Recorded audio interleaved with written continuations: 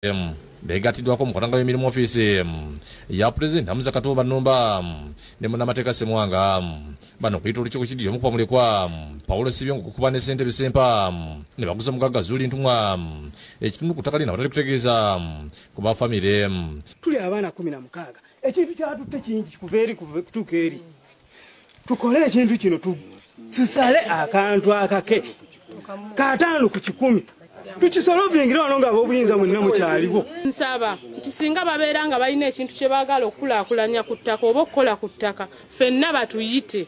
Toyinza kugula ttaka ly'abantu ba famire ng'abantu ba famire weebali era obalaba ne weekweka n'otandika nti ate nguze ku omu ate nguze ku babiri bonna weebali batuuze weebuuze kubanga abantu bagamba woba ogula ettaka soka weebuuze akuliraanye eno weebuuze akuliraanye eno weebuuze akuliraanye eri. Omuntu amaze tukugula emabega akuguze maaso agenda kusibirayo ekiddamu situzikuzawo bafu baffe katugenda kuyitanga luddawo ffe twagala ttaka lyaffe batuddize ettaka lyaffe. Mu lukiiko lutuddemu akag'omugenzi Kalibala Mulekwa abakulembeddwa Musika Joseph Kalibala balumiriza Sempa okuyisa omukisa ogw'okuba nti nnyabwe Namwandu Bena Nalule okuba muzibe n'atunda ettaka lyabwe. Nsonyiwa okukyogera okuva emmanga ku kalitunsi eri maama wuuno bambuulye sente zibaamu okutwalawo maama wuuyo muzibe n'okola batalaba otulire gwe omanyi maama teyazaala abaana ssebo tiyamaanyi otuka okusayininga okuva eri wansi paka awo. Bongeddeko mu kiseera kino bali mu kutya tibantusibwa kubulabe ne basaba byokwerinda n'abakulembeze okubayamba. Ekiruka Ssentebe asituse okwewoza kunategeeza ng'ettaka eryogerwako bwe lyatulibwa nnyabo ekintu ekitabudde Bamulekwa. Gwe mba natunda wali nga Gerard yagula nga gw'okimanyi anti wuliriza nakuwadde kyansi wuuyo yagikulayishi eyasooka okugula mugambye ebintu byonna ebyatundibwa nyammwe ye yabitunda. Ye Namwandu Bena Nalule awakanyiza ebyogerwa nti ettaka litunda n'agamba nti abagula bonna bagula mpewo.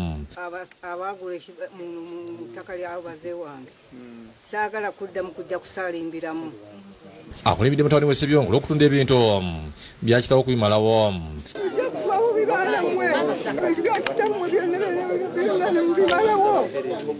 Ettaka lino mulitegeere nti lyani Kalibala omugenzi. Tewabaako muntu yenna aleeta muntu agambe nti ono mukola ki muguzizza. Twagala okukubiriza mu abo balowooza nti muyina essente. Essente muzikwasi essente kakasa nti kyenguze kituufu kubanga obuvunaanyizibwa buli kuggwagula okusooka okunoonyereza kyokola ki kyogula. Ekyalibadde ekituufu kufuna ba administrator oba ba administrator mu family yammwe kubanga ndaba temukwatagana abantu bwe bati bakwatagana ati simutuula ne bufuna administrator singa administrator akola ensobi ne tuvunaana oyo wakola ensobi kubanga kino kye kyalino kino okukolebwa. Fiona Nanyemo yakusakidde eggule lino.